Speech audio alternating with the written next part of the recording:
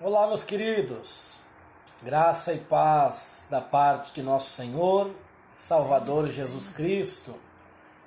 Vou aguardar que os irmãos entrem na nossa live para nós iniciarmos a nossa aula de número 4, a nossa última aula. Na realidade, nós já fizemos a metade da aula número 4 do livro Profetas Menores, e agora estaremos realizando a última parte com os 3 últimos profetas do nosso livro aqui, que é o livro do profeta Ageu, o livro do profeta Zacarias e o livro do profeta Malaquias. Irmã Silvani já está conosco, Deus abençoe. Vou aguardar que alguns irmãos entrem nesta aula para que nós possamos aprender com a palavra de Deus. Eu iria fazer essas aulas separadas conforme os profetas, mas isso daria um atraso no nosso cronograma e nós precisamos encerrar este livro, que é o livro que é a aula de número 4.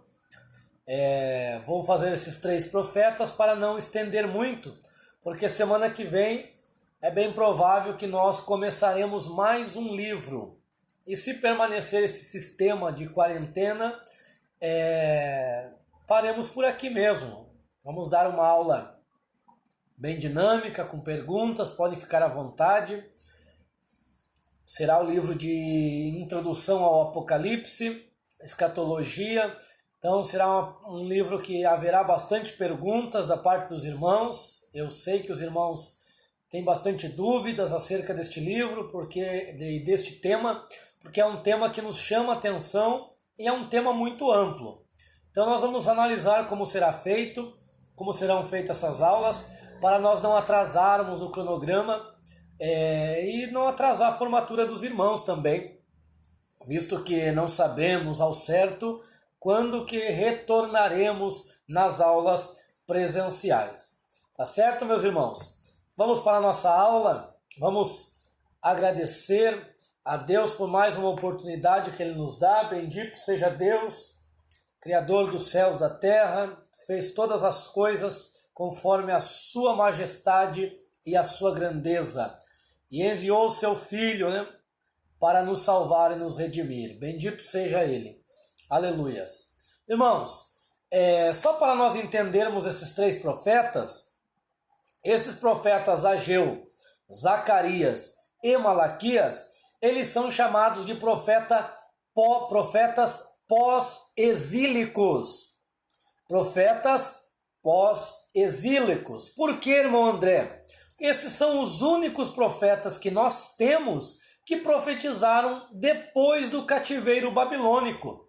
São os profetas que Deus levantou após o retorno de Judá para Jerusalém. Então esses 3 profetas, Ageu, Zacarias e Malaquias, são profetas pós-exílicos. Todos os profetas que nós vimos até o momento são profetas que profetizaram antes do cativeiro babilônico.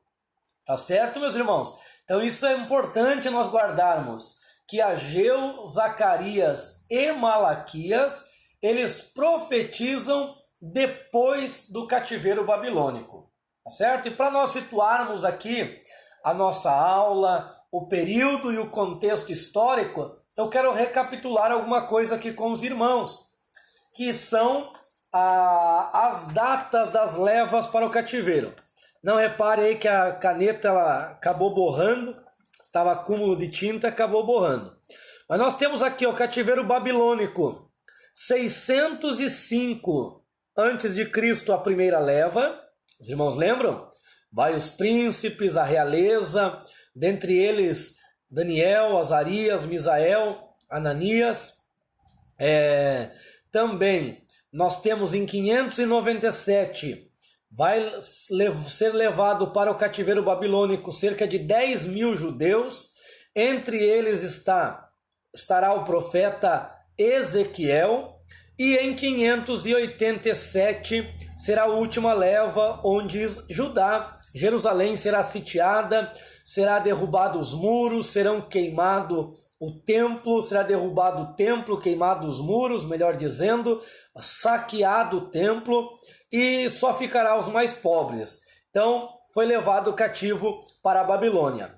Para o retorno, 70 anos depois, como profetizado por Jeremias no capítulo 29, 70 anos depois que eles foram levados aqui, ó, nesta leva aqui, ó, 587.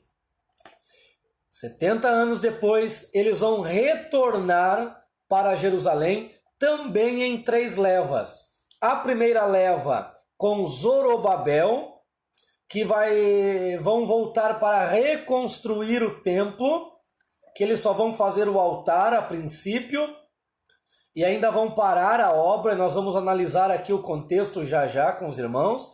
A próxima leva com Esdras, mais uma leva, e com Neemias, também alguns judeus. Totalizando essas 3 levas, apenas 50.000 judeus retornam para Jerusalém. Um número muito pouco, em vista do número que cresceu de povos que estavam entre a Babilônia e a Pérsia agora. Porque quem deu a ordem para que o povo voltasse à terra foi Ciro, conforme está profetizado, e nós analisamos nos textos. Nós analisamos lá no profeta Isaías que Deus levantaria Ciro como ungido para libertar os cativos. Certo, meus irmãos? Então já demos esta breve introdução para situarmos o tempo dos profetas Ageu, Zacarias e Malaquias. É um tempo pós-cativeiro babilônico. E aí, como que estão os irmãos? Estão bem? Os irmãos estão quietinhos hoje, só estão analisando? Estão se preparando para essa aula?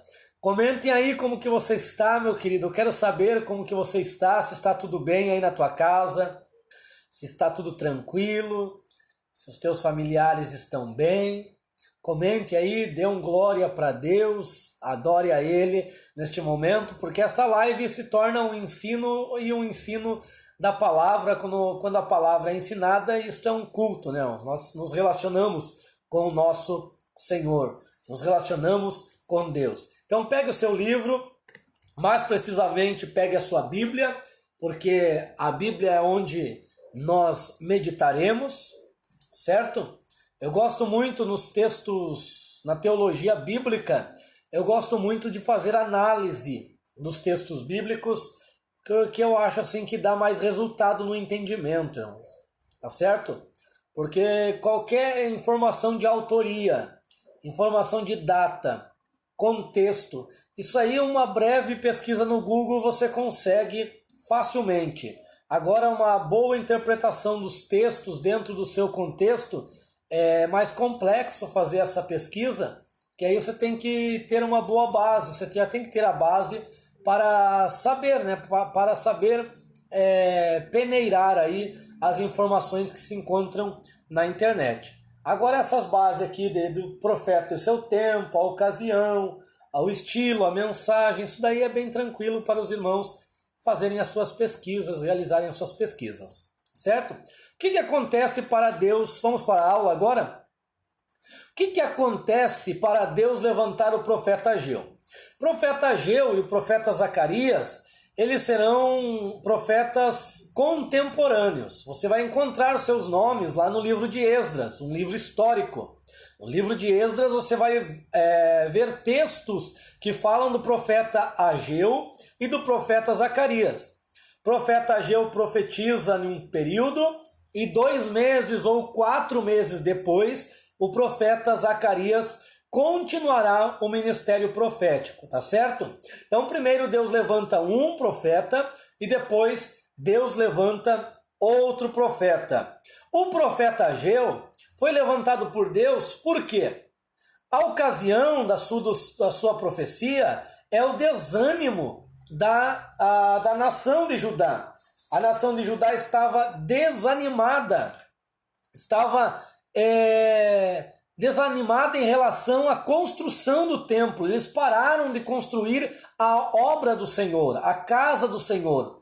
Eles deixaram o templo do Senhor, deixaram a construção para a qual o Senhor havia libertado eles, porque para Daniel Deus disse assim, a partir do edito do rei para a reconstrução do templo, serão contados 7 semanas subsequentes. Isso aconteceu em 445 a.C., que foi quando Ciro deu a liberdade para construir novamente o templo. Eles começaram a construir e pararam por cerca de 15 a 16 anos a obra. E desistiram da obra do Senhor, desistiram de construir. Detalhe, a maioria do povo que volta para Judá são da classe sacerdotal. Então eles tinham muito interesse no culto, muito interesse no restabelecimento do templo e dos sacrifícios. Porém, eles estavam desanimados. Porém, eles estavam sem ânimo para construir. E Deus levanta o profeta Ageu, que o seu nome quer dizer festivo, festa, para novamente trazer um ânimo para o povo, injetar nas suas veias um ânimo, para construir. Ele vai situar aqui no primeiro verso o tempo que ele vai profetizar, e ele vai começar repreendendo o povo, dizendo que, no capítulo 1, versículo 4, que todos estavam acomodados nas suas casas e esqueceram a casa de Deus em ruínas. Ou seja, por isso que eles vão sentir alguns efeitos em vossas vidas. Eles foram libertados para reconstruir o templo e param. Então eles vão ter privações. Deus vai mandar provações para eles em forma de privações, para que eles entendam que Deus estava chamando eles para a reconstrução do templo. Então nós vemos um tempo aí, irmãos, que Deus está chamando a sua igreja para a oração, para o jejum, porque os tempos de crise são os tempos que Deus nos chama para refletir e para melhorarmos, para nós buscar a Ele de todo o coração, para nós se humilhar, para nós se curvar diante dEle. Tá certo? Tempos de crise são tempos que nós temos que buscar cada dia mais a Deus, com o nosso íntimo, com o nosso coração sincero, quebrantado. Então ele diz no versículo 4 que a casa dele está em ruína. E eles estão acomodados, pararam de construir. E 15 anos ficam desta maneira vivendo. 15 anos que eles abandonaram a obra do Senhor. Então é muito tempo. É muito tempo. Aí Deus vai falar algumas coisas aqui bem interessantes no versículo 6, que são as 5, anote aí, meus irmãos, as 5 necessidades básicas que nós temos. Ele vai dizer assim, semeais muito e recolheis pouco, comeis, mas não vos satisfazeis, bebeis, mas não vos saciais, vestivos, mas não vos aqueceis, e o que recebe salário, recebe-o como uma bolsa furada.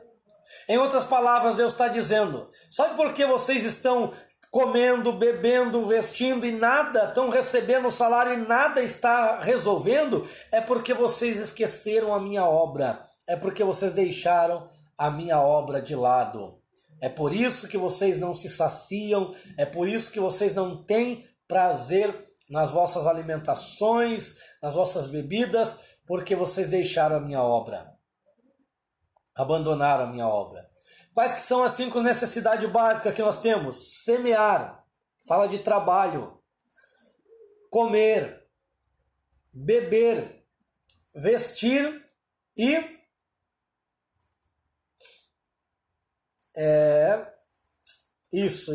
semear, recolher, comer, beber e vestir. Essas são as 5 necessidades básicas que nós temos. Nós temos que trabalhar, nós temos que comer, nós temos que beber, nós temos que nos vestir e temos E aí no último ponto fala do salário que cada um recebe. Aí Deus fala através do profeta Ageu, versículo 8, para eles subir ao monte, levar as madeiras, reedificar a casa, e para que se agrade do povo, né, para que se agrade dela e seja glorificado nela. Senão, Deus lhe assopraria tudo o que eles estavam recebendo. E também, por causa deles não estarem obedecendo, o versículo 10 diz que Deus estava retendo os orvalhos dos céus, e assim eles não estavam tendo produtividade na sua lavoura, no seu plantio. Aí, versículo 12 em diante, Deus vai chamar os cabeças para responsabilidade. Então ele vai dizer, vai chamar Zorobabel, que é o governador deste período, que é o que sai aqui, levando a primeira leva para Jerusalém. Zorobabel. Josué é o sumo sacerdote, que ele é da descendência de Josadaque. E depois Deus vai chamar a responsabilidade para o povo também. Então você vai ver esses três grupos aí no livro de Ageu. Zorobabel, governador, cabeça, Josué, o sacerdote, sumo sacerdote, e depois o povo, para se esforçarem na presença de Deus. E aí ele ratifica aqui no versículo 12, 13, que Deus está enviando ele, Ageu, para trazer essa mensagem para Judá, que está desanimado. Aí nós vamos para o capítulo 2. Capítulo 2, Deus vai trazer a memória para o povo. Vocês que viveram naquela época onde tinha o templo de Salomão, vocês lembram da glória do templo? E agora este templo, ele não será de menor glória. Por que o povo parou de construir? Que eles diziam, nunca vai ser tão belo como era o templo de Salomão. O templo de Salomão era revestido de ouro, esse aqui é só pedra, nós não temos riqueza para edificar com tamanha grandiosidade. Aí Deus levanta o profeta Ageu para dizer que a glória da segunda casa será maior que a glória da primeira. Mas para isso, o que era necessário? Capítulo 2, versículo 4. Esforça-te, Zorobabel, esforça-te, Josué, e esforçai-vos, ó povo meu, para construir, porque a glória da segunda casa será maior. O que Deus ia fazer? Deus ia trazer o desejado, as coisas desejáveis de todas as nações. Tem tradução no versículo 6, que coloca no versículo 7, que coloca o desejado das nações. E aí atribuem esse título a Cristo. Mas isso daí não é um título a Cristo aí. Aí o desejado das nações não é um título de Cristo. Tem até hinos que cantam, né? Que ele é o desejado das nações. Não, o que Deus está dizendo? Que ele trará coisas desejáveis das nações. O que são as coisas desejáveis das nações? O ouro, a prata. Por isso que no versículo 8 ele vai dizer, minha é a prata e meu é o ouro. Então Deus traria riquezas para essa nação, se eles crescem. Isso vai acontecer muito bem quando Cristo vier. E na realidade, tipologicamente, a glória da segunda casa, maior do que a primeira, está se referindo por causa do corpo de Cristo. Ou seja, por causa da encarnação de Cristo. Por quê? Porque a primeira casa ela tinha a glória da arca, a glória em cima da arca. Agora a segunda casa, e a arca tipificava Cristo, a segunda casa, a arca estaria caminhando por Jerusalém, glória a Deus.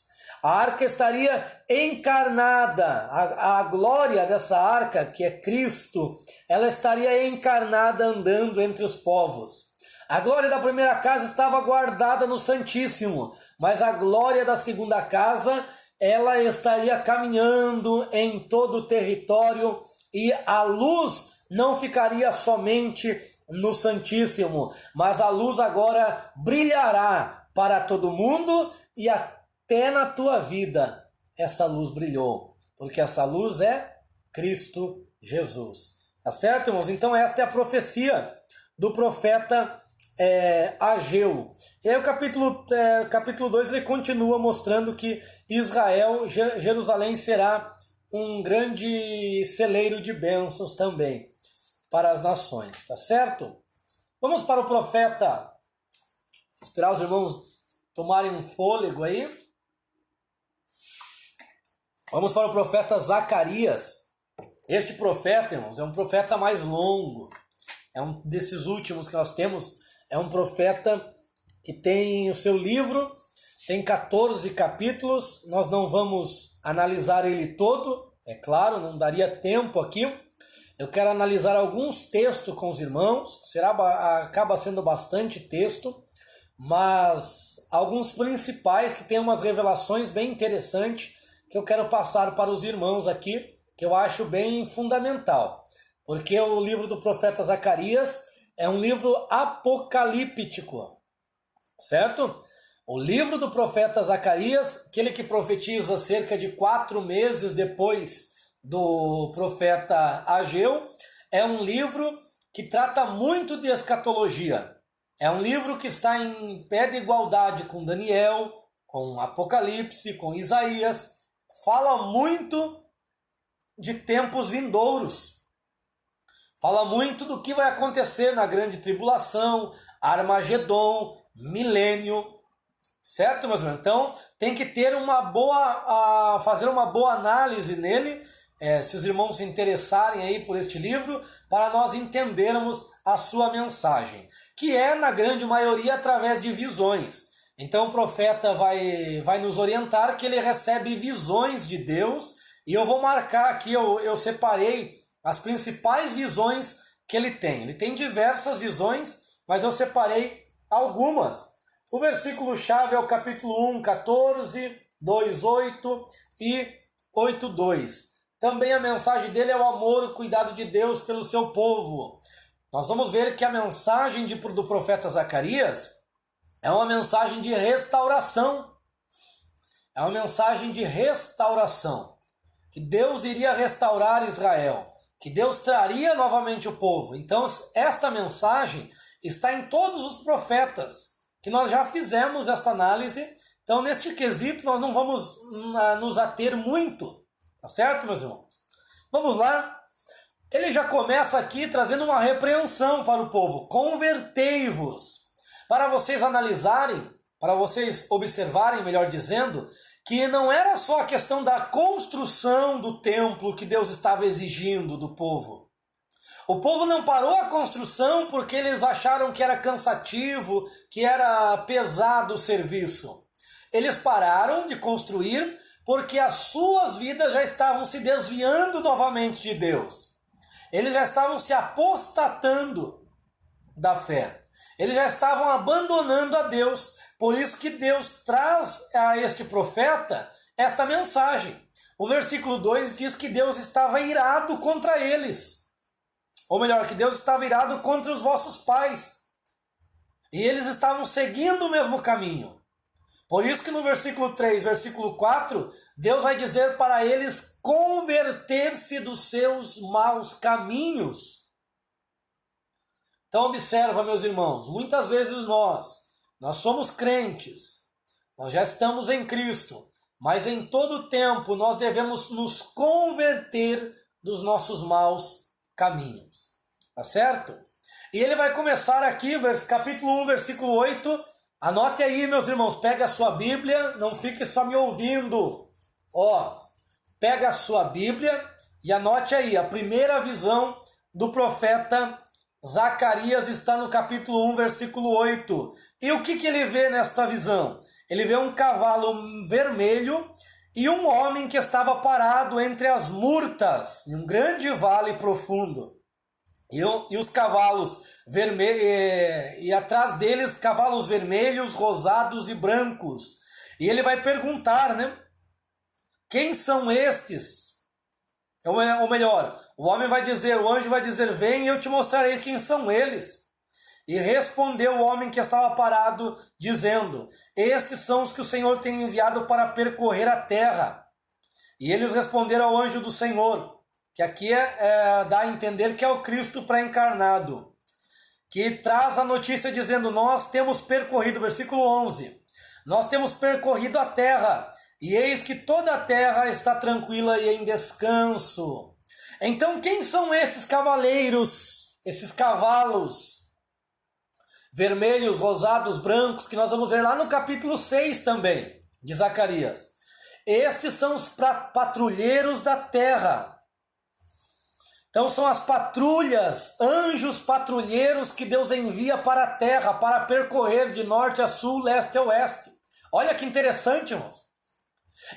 O reino espiritual, ele é muito bem organizado. Então há anjos com cavalos coloridos. Olha que coisa linda, irmãos. O céu o céu é um lugar vivo, é um lugar de alegria, é um lugar que existirá muitas cores vibrantes, cores tremendas.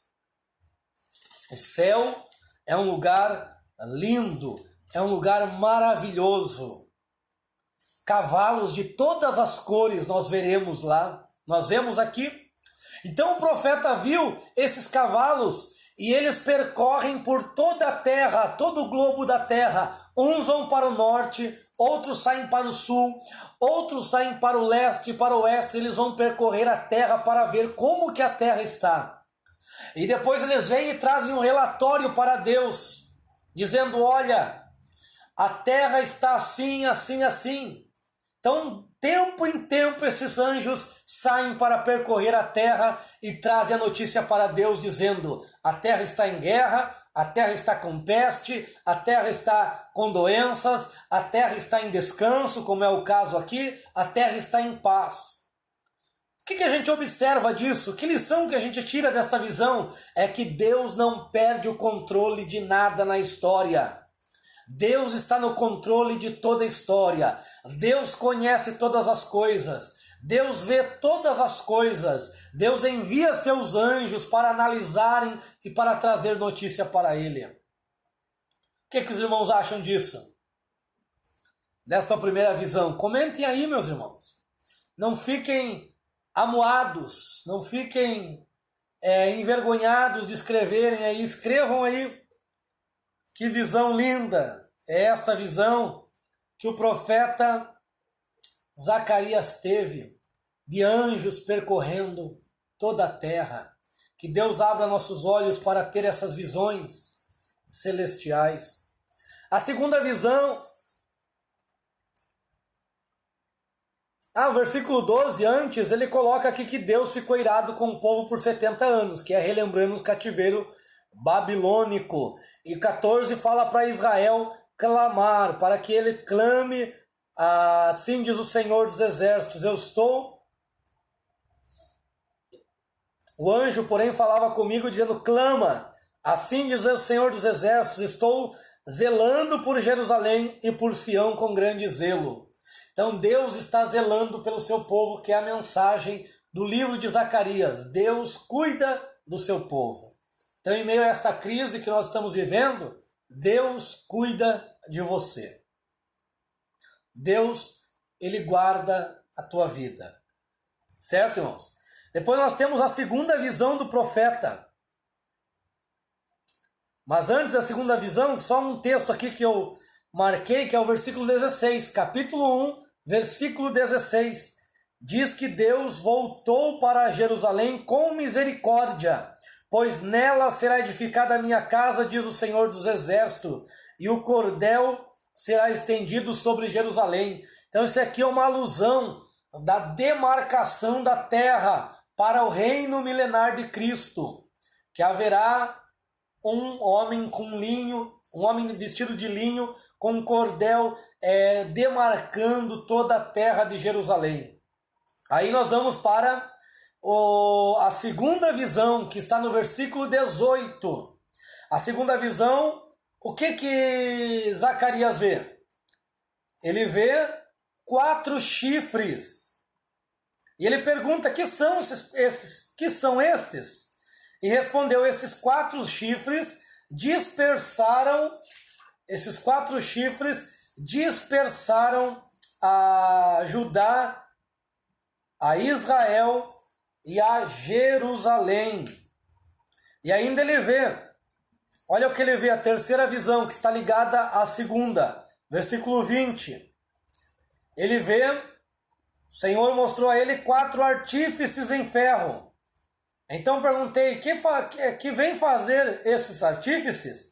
E ele respondeu dizendo, aqueles chifres são os que dispersaram a Judá de maneira que ninguém pode levantar a sua cabeça. Estes artífices vieram, pois, para fazê-los temer, para derrubarem os chifres das nações que levantaram o seu poderio contra a terra de Judá a fim de dispersá-las. Então nós temos aqui, irmãos, 4 chifres. Quem são esses 4 chifres? Marcar aqui para os irmãos. Os 4 chifres.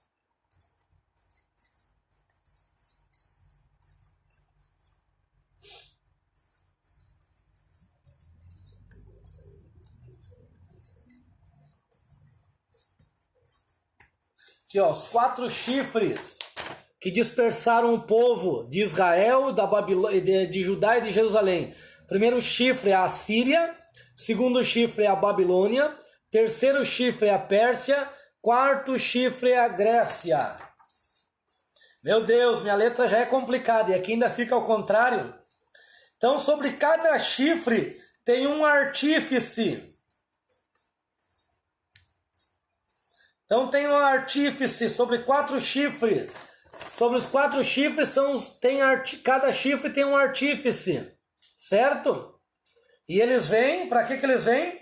Ó, eles vêm de maneira para fazer temer, para derrubar os chifres das nações. Então no versículo 21 já fala, nos revela que os chifres são as nações. E quem está por trás das nações? São potestades. Então aqui fala de Satanás. Satanás, ele está por trás dessas nações. Então se levantou primeiro chifre, a Síria. Tem um artífice por trás dela. Tem um principado. Aí vem a Babilônia. O artífice da Babilônia destrói o chifre da Síria. Aí, por trás da Babilônia também tem um principado. Aí vem o artífice da Pérsia, um principado da Pérsia, destrói o chifre da Babilônia. E assim por diante. Certo, irmãos? Então, esse texto do chifre dos artífices está se referindo às 4 nações. A Síria, Babilônia, Pérsia e Grécia. Tranquilo até aqui? Vamos seguir? A quarta visão está no capítulo 2. Quarta visão está no capítulo 2. E o que ele vê? Ele vê um homem que tinha um cordel de medir e ele perguntou para onde vais. Ele diz, medir Jerusalém e saber qual é a sua largura e o seu comprimento. Ou seja, agora Deus, isso aí é para o milênio. Isso é mesmo uma profecia lá de Ezequiel. Então, para o milênio, Deus vai demarcar Jerusalém e Jerusalém será do tamanho do quê? Da sombra que virá da Nova Jerusalém. Então, a Nova Jerusalém, que ficará acima da Jerusalém terrena, vai formar uma sombra, né? Vai ficar uma sombra quadrada. E esse daí será a demarcação de Jerusalém. No mundo espiritual, o anjo vai demarcar Jerusalém e toda Jerusalém será um templo. Tá certo? Toda Jerusalém será um templo. Dali sairá a lei, dali sairá a palavra do Senhor, de Jerusalém, como nós já vimos em outros profetas. Dali sairá as bênçãos para as nações também. Serão plantadas árvores da vida, nós vamos ver onde. Já daqui a pouco vai ter uma palavra que nós vamos analisar e você vai ver o que vai acontecer. É coisa linda, irmãos. E nós veremos isto porque estaremos glorificados. E continua, capítulo 2 continua, falando do tempo histórico de Judá, da Babilônia. Tá certo, irmãos? E nós vamos para o próximo capítulo.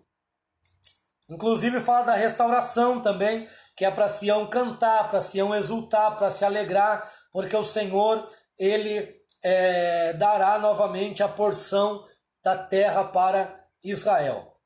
Aí o capítulo 3, versículo 2, eu marquei algo interessante aqui, ó. É melhor 3:1. Que Zacarias viu o sumo sacerdote Josué, qual estava em pé diante do anjo do Senhor, e Satanás estava à mão direita dele para acusá-lo. Mas o anjo do Senhor disse, que o Senhor Jeová te repreenda, assim como Miguel disse lá em Judas, versículo 9. Quando Satanás vem até ele, ele diz, o Senhor te repreenda. E por que Satanás está acusando? Então aqui mostra a posição que Satanás toma. Satanás muitas vezes quer tomar a mão direita. O que é a mão direita? Quem que está à destra do Pai? Pode colocar aí para mim, irmãos? Pode escrever no comentário? Quem que está à destra do Pai hoje? Você sabe me dizer quem é?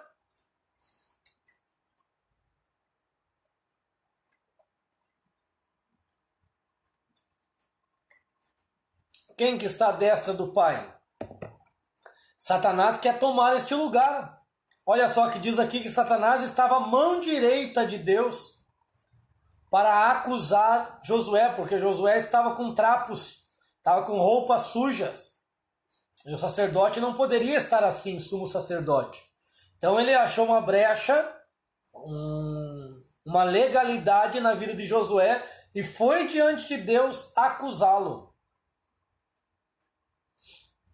Foi acusá-lo. Então é isso que Satanás faz hoje. Até os dias de hoje, quando ele acha brecha, ele vai nos acusar diante de Deus. E muitas vezes ele não tem uma brecha, mas ele vai mesmo assim. Daí os anjos do Senhor repreendem, falam, o Senhor te repreenda, você não tem como entrar aqui. Porque isso daí que você está na mão, que você diz que é uma brecha, já está anulado. Esse escrito que você diz que é legal já está anulado. Porque tem um hoje à destra do Pai, que este é o verdadeiro, este é que está à destra do Pai para advogar a nossa causa, que é Jesus Cristo. Ele está à destra do Pai. Então ele é o advogado. Quando Satanás vem para acusar-nos, quando Satanás vai diante do Pai para acusar-nos, Jesus, ele mostra o cravo nas suas mãos, dizendo que está paga a dívida. O preço está pago. Capítulo 3, versículo 8, fala da promessa da vinda de Cristo, do Messias, que enviaria o seu servo, o renovo. Deus enviaria o seu servo, o renovo. Tá certo, irmãos? Vamos continuar a nossa aula. Capítulo 4, nós temos a quinta visão do profeta Zacarias. E Deus, o anjo o desperta e ele vai ter a visão. E o que ele vai ver? Ele vai ver um candeeiro de ouro e um vaso de azeite em cima com as suas 7 lâmpadas. 7 tubos que unem as lâmpadas em cima do candeeiro. E junto deles estão 2 oliveiras. E até o capítulo 14, até o versículo 14, ele vai estar dentro desta conversa.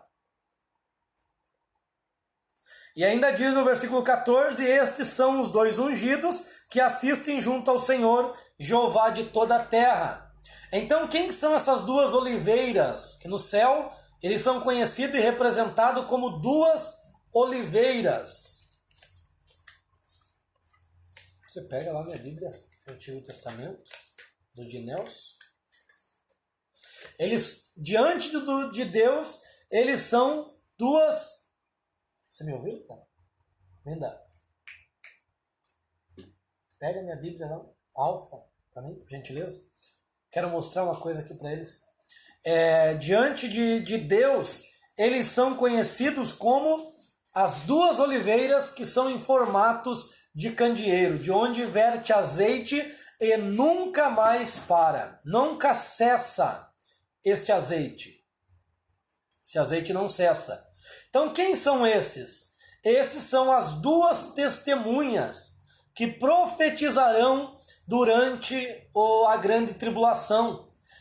Os 3 anos e meio finais da grande tribulação, as duas testemunhas profetizarão.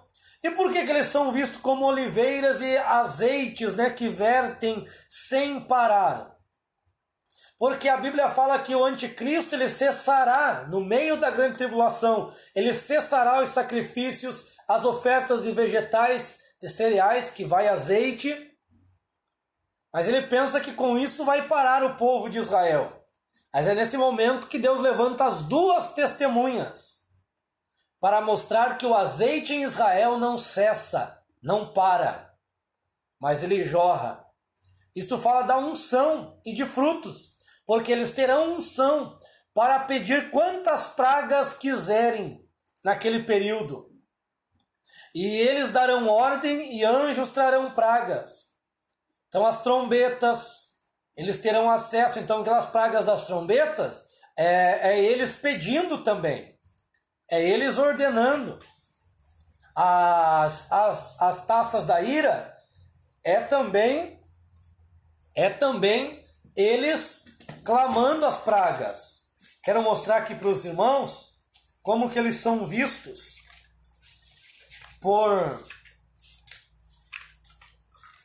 como que eles foram vistos por Zacarias.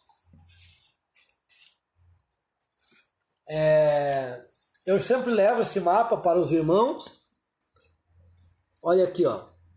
Então aqui está o trono de Deus e aqui está duas oliveiras em forma de candeeiro. Deixa eu ver se consigo aproximar mais para os irmãos verem. Vamos ver se vai focar.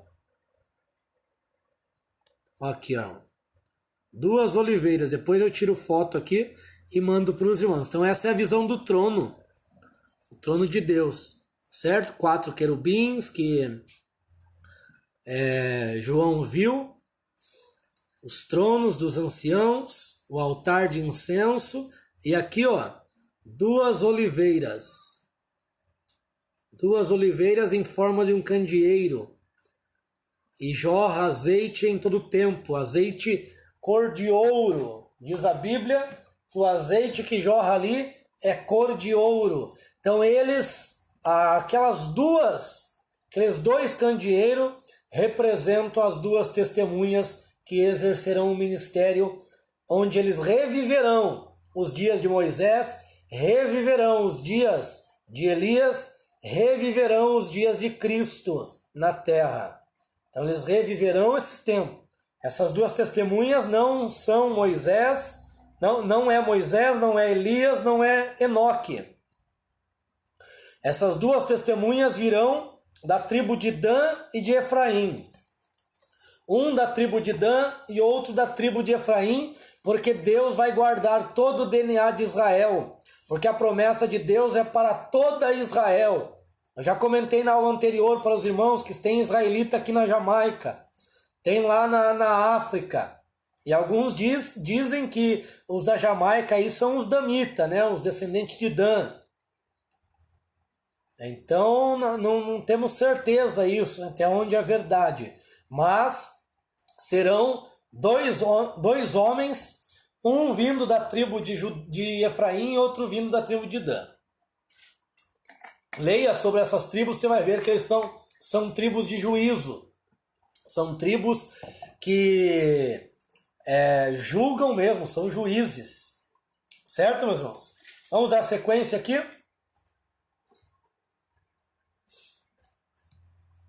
Capítulo 5, ele tem outra visão, é a sexta visão. Sexta visão no capítulo 5. Ele vê um rolo que voava de 20 côvados, 8,80 m por 10 côvados de largura, 4,44 m.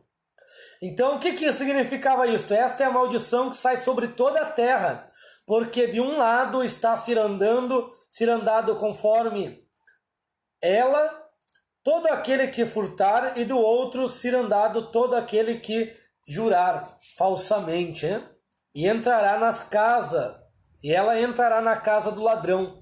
Então o que tipifica essa visão? Essa visão é uma tipificação da pirataria. Então a pirataria é como um rolo voante, né? Um rolo que fica voando na casa da pessoa e isso se torna uma maldição para ela. Ela nunca sairá da pobreza, porque só compra coisas piratas. Então, até sobre isso a Bíblia nos orienta, que Deus gosta do original. O pirata é Satanás.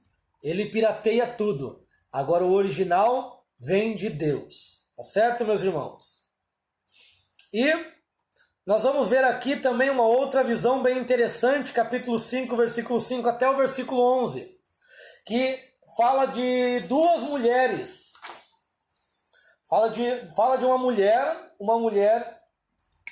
Então primeiro aparece uma mulher. Uma mulher, ela está numa panela de um efa. A panela e o efa são representados pela mesma coisa. O que é efa? Efa é uma medida. Então quando eu falo a panela é porque é uma medida de efa. Um efa podia ser um efa de trigo, de qualquer coisa, que era uma medida, que é litros, né? Deixa eu ver se eu vejo aqui quantos litros que é um efa, para mostrar para os irmãos. O efa 22 litros. Um efa 22 litros. Então a mulher, e ela estava nua, ela foi despida, está ali, que ela estava sentada no meio do efa. Esta é, versículo 8, é a impiedade. E vem duas mulheres. Então, mais duas. Deixa eu ver aqui. Mais duas mulheres. Aqui, ó. Então ele vê uma mulher. Primeiramente, essa mulher é pejorativa. Ela tá dentro dessa panela de forma sensual. Certo? Está sentado no meio do efa de forma sensual, porque é uma impiedade. E daí ele levanta os olhos, vem duas mulheres já com asas de águia. Asas de cegonha. E levantaram o efa entre a terra e o céu. E ele perguntou, para onde estão levando esse efa? E ele me respondeu, para lhe edificarem uma casa na terra da Babilônia. Quando essa casa for preparada, ela será colocada ali em seu lugar. Então, o que é essa mulher? Essa primeira mulher é a mulher falsa e essas duas mulheres são as verdadeiras. Essas duas mulheres são as verdadeiras. Quem que é essa mulher falsa que foi levado para a Babilônia?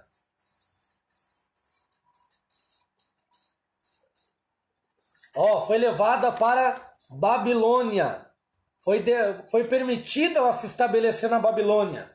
Quem que representa esta mulher? Esta mulher é representada pela falsa, ou melhor, é representação da falsa igreja.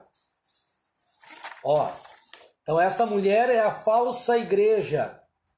Lembra que lá no capítulo 17 e capítulo 18 de Apocalipse fala que capítulo 17, a meretriz, com as suas prostituições, que é a idolatria, ela deu de beber, embriagou todos os reis, príncipes de toda a terra?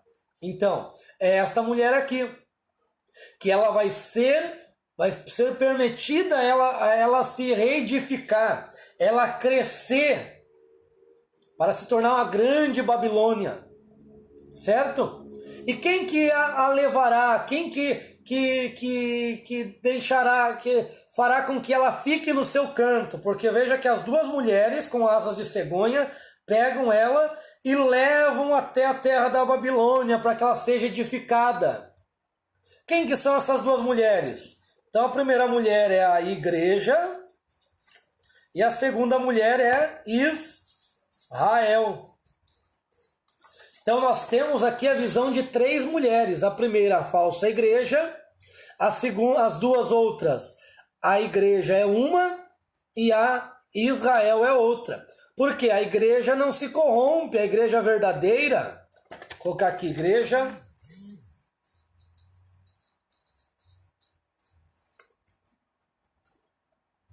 A igreja verdadeira, ela não se corrompe com a prostituição desta mulher. e Israel também não se corrompe mais. Então a igreja no arrebatamento e Deus atuando com Israel fará com que esta mulher, que é a falsa igreja, ela cresça, ela seja reedificada. Os irmãos estão entendendo? Então esta mulher aqui fala aqui do período da grande tribulação, que vai ser reedificada a falsa igreja, ela vai crescer. Que lá no livro de Apocalipse também fala de 3 mulheres.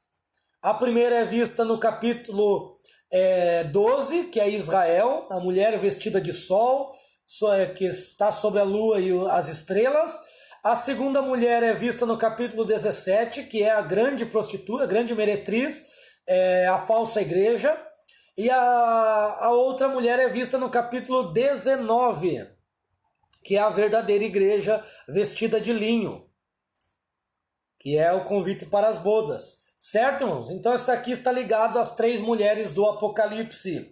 E as 2 mulheres são a causa do juízo. As 2 mulheres que estão com asas de cegonha são a causa de juízo da primeira mulher, que é a falsa, que é a sedutora, é a meretriz. Certo, irmão?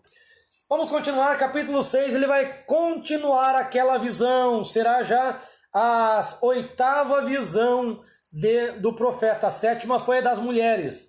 A 8ª visão, ele vai ver no céu, olha só que interessante o que tem no céu, montanhas de cor de bronze. E ele vai ver, o primeiro carro estavam cavalos vermelhos, segundo carro, cavalos negros, terceiro carro, cavalos brancos, quarto carro, cavalos baios. E quem são estes? Esses são os 4 ventos do céu, que saem depois de apresentar-se perante o Senhor de toda a terra. E os negros vão para o norte, os baios vão para o sul.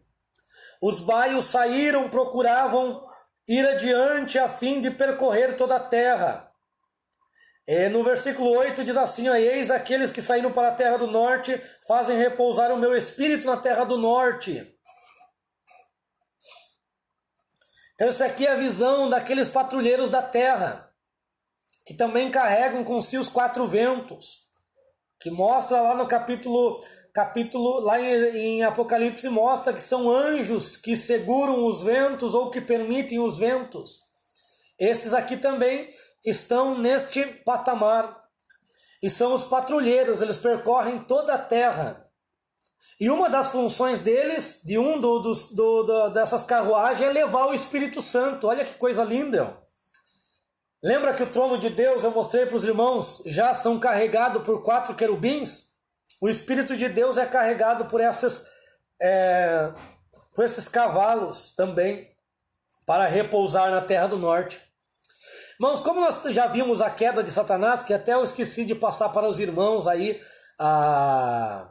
a trajetória do luzeiro, passei em aula, mas esqueci de passar o estudo. Olha o que o luzeiro queria, olha o que Satanás queria. Ele quer tomar a mão direita de Deus e quer ser a luz. Isso são representações de Cristo, porque Cristo é a luz verdadeira. E Cristo estaria à destra do Pai, então ele quer tomar o lugar de Jesus. Ele queria fazer um trono acima do trono de Deus, ou seja, ele quer tomar o lugar do Pai. Ele disse, está lá em Isaías, que ele iria para as terras do norte, que é a posição do Espírito Santo aqui, ó, como está no versículo 8, que o Espírito repousa na terra do norte.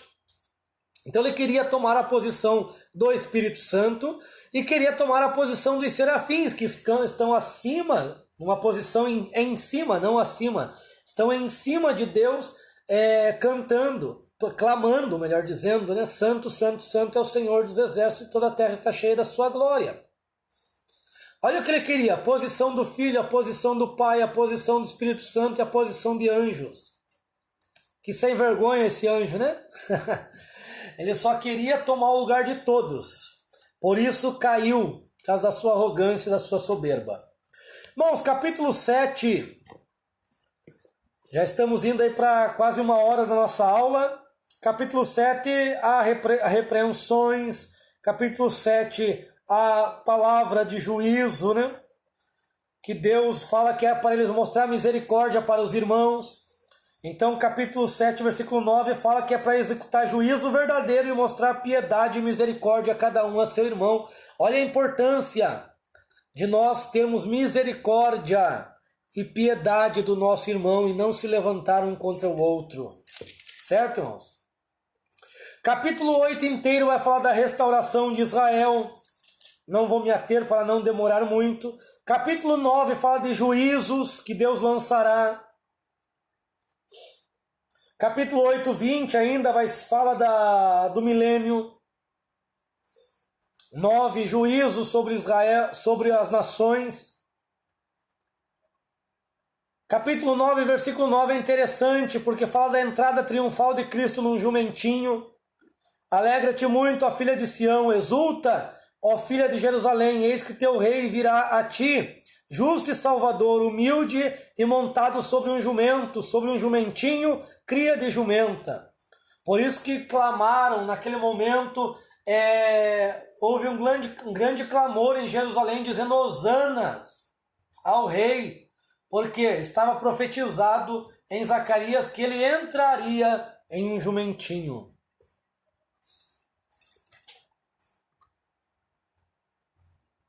Capítulo 10, 11, vai falar desse período da vitória de Cristo sobre as nações, da vitória de Cristo sobre o anticristo.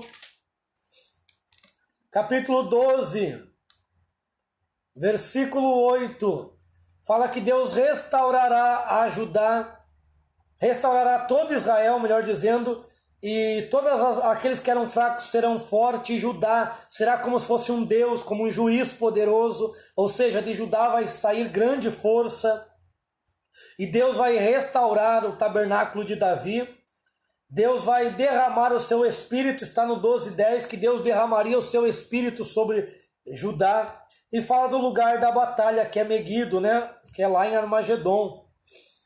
Certo, irmãos? Capítulo 14 também falará muito da batalha, falará das nações que terão que ir para Israel na festa do tabernáculo, no tempo do milênio. E esse será um dos nossos trabalhos no milênio, conduzir essas nações, conduzir elas até Jerusalém. Certo, irmãos? Então, dos nossos deveres no milênio é conduzir as nações até Jerusalém na festa dos tabernáculos. E as nações que não quiserem, ele nos dará autoridade para lançar pragas sobre essas nações. Falta de chuva ou alguma praga para não permitir a produtividade neles. Porque eles terão que ir para Jerusalém para adorar. Certo? E você é aquele que regerá as nações com vara de ferro. Deus te dará autoridade. Irmãos, vamos falar de Malaquias um pouquinho? Malaquias já vai profetizar um pouco depois. Malaquias profetizará no tempo que o templo já está restaurado, o culto já está funcionando, o culto já está organizado, o culto já está totalmente em funcionamento,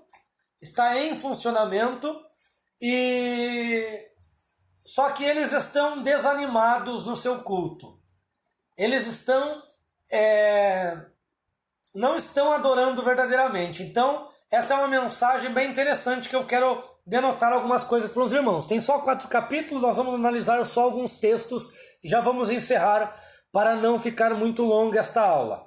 Então, o primeiro ponto é o nome de Malaquias, que é o nome de um anjo, é a mesma palavra para anjo. Malachi, vem de malar. Malar é anjo, mensageiro.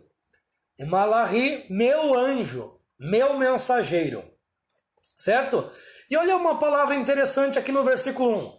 Peso da palavra do Senhor contra Israel. Lembra dos outros profetas que nós vimos? Peso da palavra do Senhor contra Edom. Sentença contra Edom. Sentença, peso da palavra que veio a Abacuque. E agora nós vemos peso da palavra do Senhor contra Israel. El. Por que você está frisando isso, irmão André? Porque a mensagem de Malaquias é muito específica para o que estava acontecendo com Israel. E a maioria dos pastores pegam Malaquias 3,10 para justificar dízimo. Está torcendo os textos bíblicos.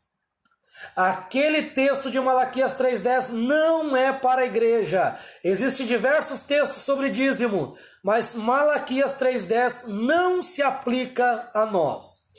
Nós já vamos chegar lá. Mas eu estou te mostrando aqui, ó. Se eu pego as palavras de Malaquias para mim, eu tenho que pegar as palavras de Naum, que é peso da sentença da palavra contra Nínive. Eu tenho que pegar aquelas maldições para mim. Eu tenho que pegar as maldições de Obadias, que é uma maldição específica para Edom, eu tenho que pegar para mim. Então, irmãos, nós não podemos ser seletistas, pegar o que nos convém da Bíblia para formar interpretações como nos convém. Não, nós temos que ser verdadeiros. Então, essa palavra é uma palavra específica. Primeiramente, contra os príncipes que estavam pecando. E segundo, contra os sacerdotes que estavam pecando. A casa de Levi estava pecando. Certo, irmãos? Aí nós já vemos aqui, ó. Tem algumas perguntas no livro de Malaquias. A primeira é a pergunta da nação de Israel. Que Deus disse para eles, eu vos amei. E eles perguntam, em que o Senhor nos amou? Olha só, irmãos, que pachorra que eles têm. Deus tomou eles do Egito, cuidou de Abraão, Isaque, Jacó, cuidou dos descendentes, cuidou deles no Egito, livrou eles do Egito, cuidou da nação, deu a terra de Canaã, prosperou de uma maneira grandiosa, e eles olham para Deus e dizem, no que o Senhor nos ama? Aonde? Me mostra isso. Olha que blasfêmia que eles estavam fazendo. A segunda pergunta está no versículo 6, que vem dos sacerdotes. O filho honra o pai, o servo honra o Senhor. Mas e vocês? Cadê o temor que a mim é devido? Porque vocês estão desprezando o meu nome. Aí eles perguntam, mas em que nós desprezamos o teu nome? Quando vocês afirmam que a mesa do Senhor, ela é desprezível. A mesa do Senhor é uma abominação, é desprezível. Porque há pão que está bolorento na mesa do Senhor, porque eles não trocam, eles não se alimentam, eles não querem comer dos pães que está na mesa dos pães da proposição. É a mesma coisa que hoje nós falarmos da ceia do Senhor, é a mesma coisa. Nós dizemos, a ceia é desprezível, a ceia não presta para nada, a ceia não serve para nada. É a mesma coisa, porque a mesa dos pães da proposição tipifica a ceia do Senhor. Certo, irmãos?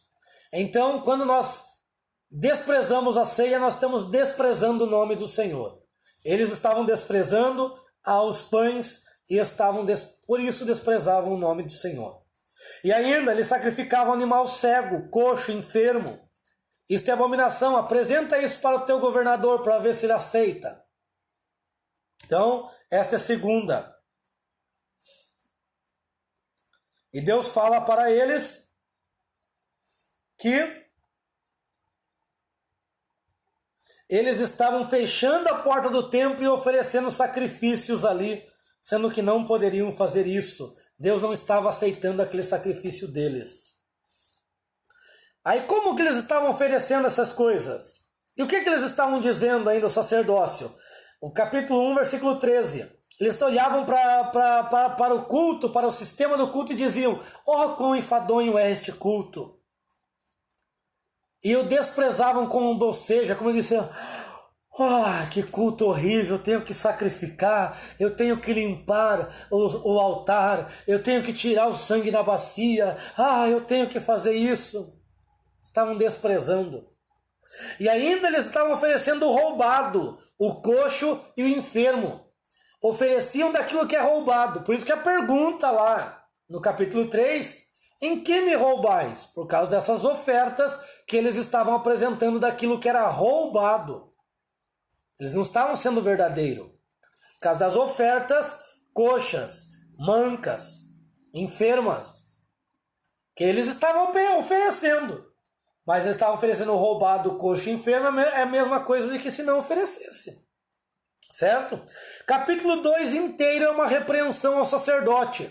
Vós, sacerdotes. Inteiro. E a terceira pergunta é a pergunta de Judá. Porque Judá estava sendo desleal. E aí Deus lembra lá do caso de Judá e Tamar para eles. Mas toda Judá se tornou desleal. Qual que era o caso, irmão André, de Judá e Tamar?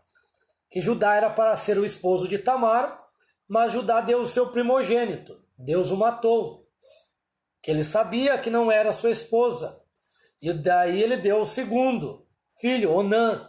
E Onã fazia a mesma coisa que o primeiro fazia, que é lançar o sêmen na terra. No momento do ápice da relação sexual, ele lançava o sêmen na terra. E Deus matou os 2 filhos de Judá e Judá não entendeu. Aí ele prometeu o terceiro, e quando o terceiro estava na idade de casar, ele não fez. Aí Tamar se veste de prostituta, eles vão se deitar, vão gerar um filho, e ela vai ser julgada de morte, né? Vão chegar até ele e dizer, Tamar está grávida, e ele vai querer matar Tamar, só que ela manda o selo e o lenço, porque o pai da criança, ao pai da criança pertencia aquele selo e aquele lenço. E aquele selo era o selo da tribo de Judá. E aquele lenço, eles amarravam em volta e amarravam o selo no braço, amarravam em algum lugar aquele selo, porque é com aquele selo que eles assinavam as escrituras oficiais. E ela diz, leva para a pessoa, o pai da criança é dono desse selo, era da tribo de Judá. Então a mulher sabe, ela é terrível, né? Ela sabe agir de maneira correta. Então ela agiu de maneira correta, que ela teve Judá na palma da sua mão, toda a tribo. E Judá estava aqui agindo deslealmente. Tá certo, meus irmãos?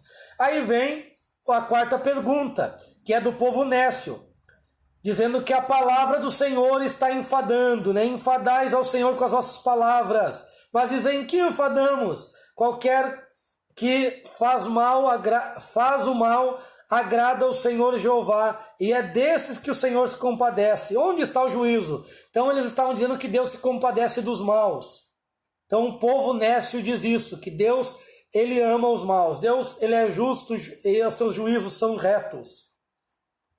Capítulo 3, nós vamos ter a quinta pergunta, que é da nação. Que Deus diz, roubará o homem a Deus?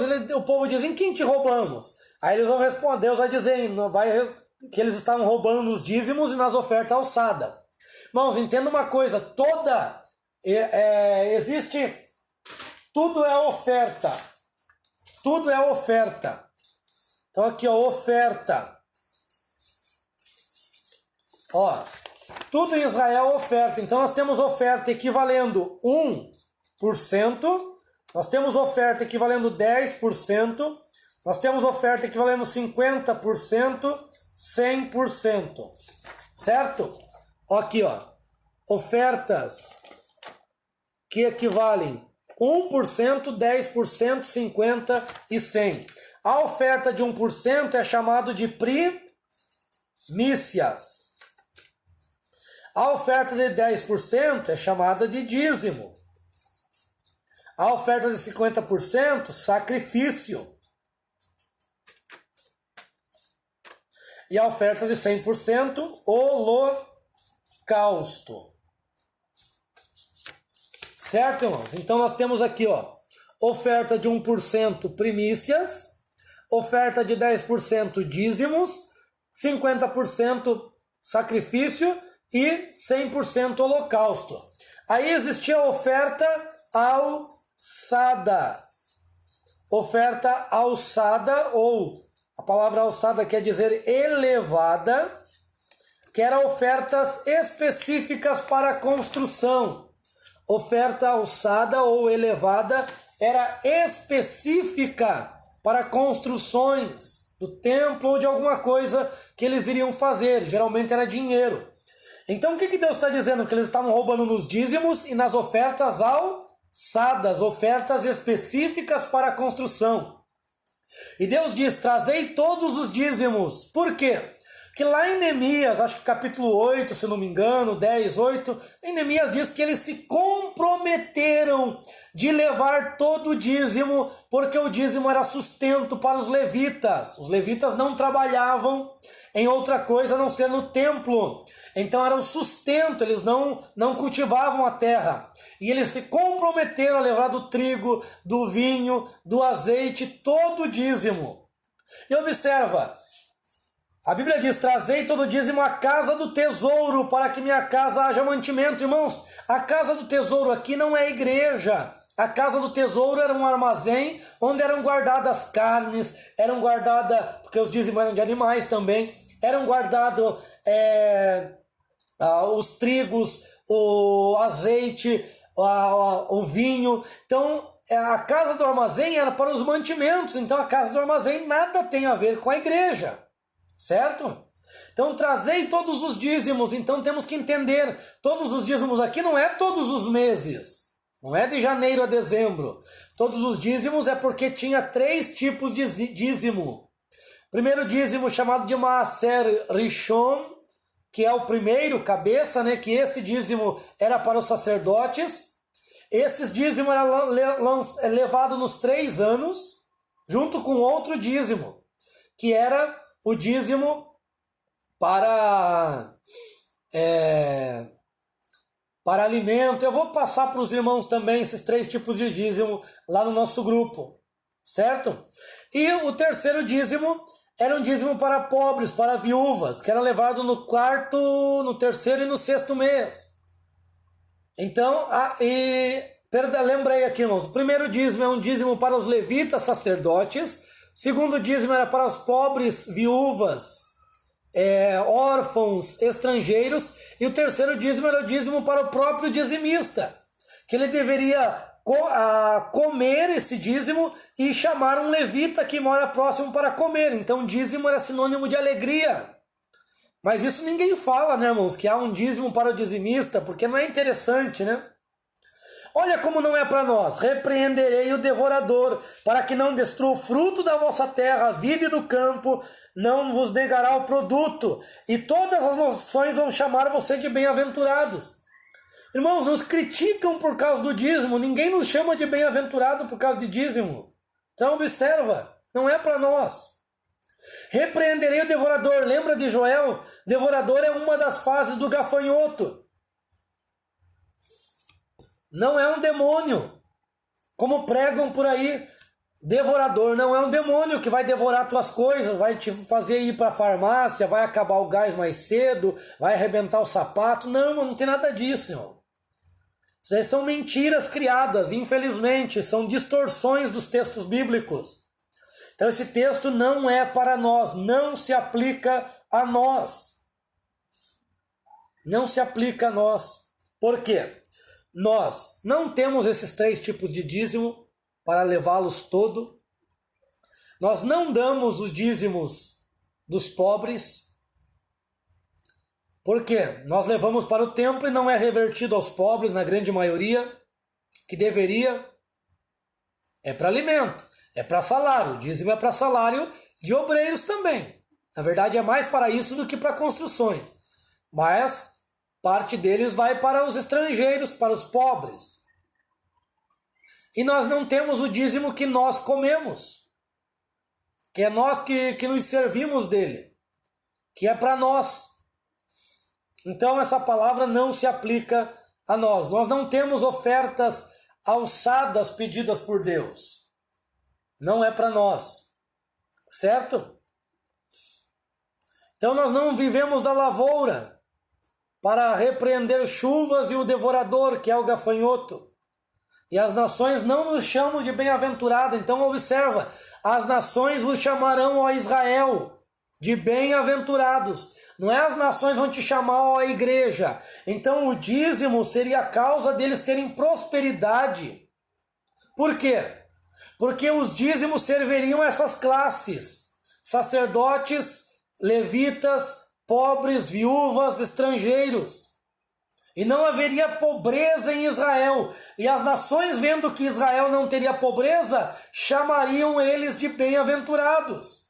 Mas nós sabemos que nossa igreja hoje há classe alta, classe baixa, há gente passando necessidade, e às vezes obreiros nem sabem que estão passando necessidade. Então, irmãos, não utilize este texto para justificar dízimo como nós praticamos dízimo. Existem outros, não é a nossa aula específica de dízimos, podemos fazer uma outra aula, se os irmãos assim desejarem, só sobre esse tema. A sexta pergunta, do ofertante ímpio. Que temos falado contra ti? Eles diziam, inútil é servir a Deus, que nos aproveitou termos cuidado e guardar os seus preceitos e andar de luto diante do Senhor dos Exércitos, pois agora nós reputamos por ditosos os soberbos. Dizemos também àqueles que cometem impiedade, não somente prosperam, como tentam a Deus e escapam do mal. Então, a sexta pergunta é do ofertante ímpio. E vai chegar o texto do capítulo 3, versículo 18, que vai dizer, outra vez vereis a diferença entre o justo e o ímpio, entre o que serve e o que não serve a Deus. Certo, meus irmãos?